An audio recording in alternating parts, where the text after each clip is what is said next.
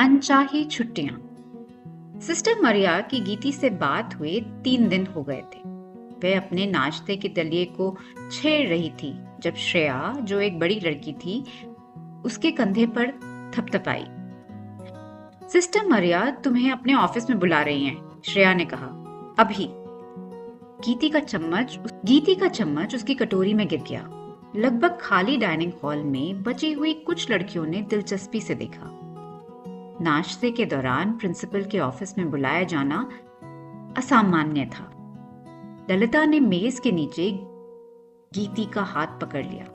शायद ये अच्छी खबर है, उसने धीरे से कहा, लेकिन उसकी आवाज उतनी ही चिंतित लग रही थी जितना गीती महसूस कर रही थी। गीती के पैर लड़खड़ा रहे थे जब वह जानी पहचानी गलियारों से चल रही थी। आज सिस्टर मरिया के ऑफिस से टाइपराइटर की आवाज नहीं आ रही थी। अंदर आ जाओ बेटा, सिस्टर मरिया ने गीती को दस्तक देने से पहले ही आवाज लगाई। इस बार सिस्टर मरिया अपनी डेस्क के पीछे नहीं थी। वे खिड़की के पास खड़ी थी, एक सफेद लिफाफा पकड़े हुए। जब वे पलटी तो उनकी मुस्कान लग रही थी। ऐसा लग रहा था जैसे वे बहुत कोशिश कर रही थी कि यह मुस्कान उनकी आंखों तक पहुंच सके। बैठ जाओ गीती, मेरे पास तुम्हारे दादाजी के बारे में खबर है। गीती बड़ी कुर्सी के किनारे पर बैठ गई। उसका दिल इतनी जोर से धड़क रहा था कि उसे यकीन था कि सिस्टर मरिया इसे सुन सकती हैं। उन्होंने जवाब लिखा है, सिस्टर मरिया ने धीरे से कहा। उन्होंने छुट्टियों में तुम्हें अपने पास रखने के लिए हाँ कर दी है। के लिए गीती की धड़कन रुक सी गई। उन्होंने बेटा, तुम परसों देहरादून जा रही हो। उससे उसे खुश होना चाहिए था और एक तरह से वे खुश भी थी। उसके दादाजी ने सच में हाँ कहा था, लेकिन सिस्टर मरिया की आवाज में कुछ ऐसा था जिससे उसके पेट में अजीब सा लग रहा था। वैसे ही जब वे बहुत ऊंची जगहों से नीचे देखती थी। ये अच्छा है ना? गीती ने सावधानी से पूछा। सिस्टर मरिया बड़ी डेस्क के पीछे के बजाय उसके बगल वाली कुर्सी पर बैठ गई। ये बहुत अच्छा है कि वे तुम्हारे साथ समय बिताना चाहते हैं गीती, लेकिन मुझे तुमसे कुछ रूल्स के बारे में बात करनी है। किस तरह के रूल्स? सिस्टर मरिया ने अपनी गोद में हाथ जोड़ लिए। तुम्हारे दादाजी एक मिलिट्री वाले आदमी हैं। उन्हें चीजों का बहुत व्यवस्थित होना पसंद है। शांत, डिसिप्लिन्ड। मैं शांत रह सकती हूँ, गीती ने कहा। हालांकि जैसे ही उसने ये कहा, उसके पिछला हफ्ता याद आ गया जब वे ललिता शाम की प्रार्थना के दौरान बहुत जोर से हंसने के लिए परेशानी में पड़ी थी। मुझे पता है तुम कर सकती हो गीती, लेकिन याद रखो, ये तुम्हारे दादाजी का घर है और उनके चीजें करने का खास तरीका है। उनके नियमों को फॉलो करना और अपने सबसे अच्छे बिहेवियर में रहना जरूरी होगा। गीती की छाती में कुछ ठंडा सा हो गया था। उन्होंने अपने पत्र में क्या कहा है? सिस्टर मरिया ने थोड़ा ज्यादा हिचकिचाई। वे तुम्हें अपने पास बुलाने के लिए उत्सुक हैं, लेकिन उन्होंने बस इतना ही नहीं कहा था। गीती समझ सकती थी। सिस्टर मरिया की वही सावधान आवाज थी जो वे तब इस्तेमाल करती थी जब वे स्कूल के नियमों में बदलाव के बारे में बता रही होती थी, जो किसी को पसंद नहीं आने वाले थे। क्या मैं इसे देख सकती हूँ? ओ बेटा, ये सब बड़ों की बातें हैं, बहुत बोरिंग हैं। सिस्टर मरिया जल्दी से खड़ी हो गई। क्या तुम जाकर ललिता को अपनी अच्छी खबर नहीं बताना चाहती? वे आज जा रही है ना?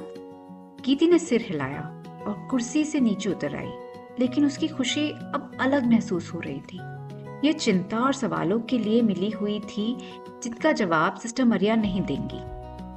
उसने ललिता को पानी के फव्वारे के पास उनकी पसंदीदा जगह पर सूटकेस के साथ पाया, अपने माँ बाबा के आने का इंतजार करते हुए। तो ललिता कूद पड़ी। क्या हुआ? उन्होंने हाँ कहा। शब्द उतने सपाट निकले जितना गीती ने सोचा था। गीती, ये तो बहुत अच्छा है। ये अच्छा है ना?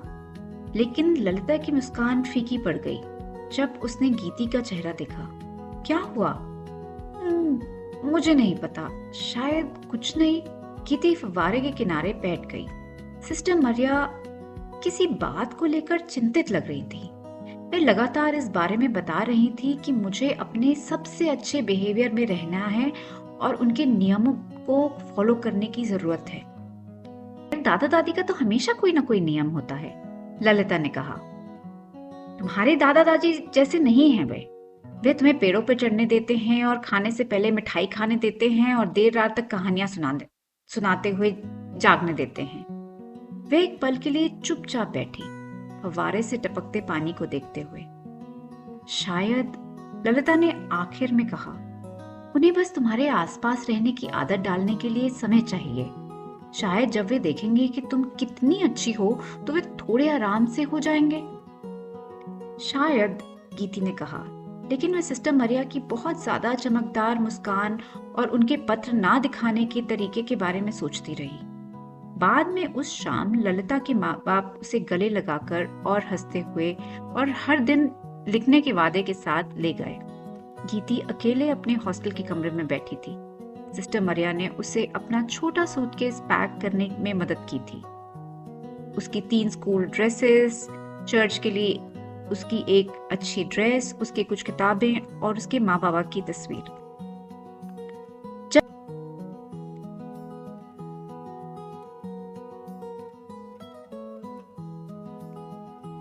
शाम को अपने कमरे में बैठे हुए गीती ने सोचने की कोशिश करी कि उसके दादाजी का घर कैसा होगा। क्या वहां और बच्चे होंगे? क्या वे उससे स्कूल के बारे में पूछेंगे या उसे क्या करना पसंद है? क्या उन्हें याद होगा कि उसकी कहानियां पसंद हैं या फिर अंधेरे से डरती है?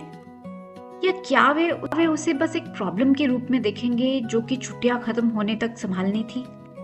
कल उसे पता चल जाएगा कि क्या उसके दादाजी के प्यार की उम्मीद करना निराशा को दावत देना था या नहीं।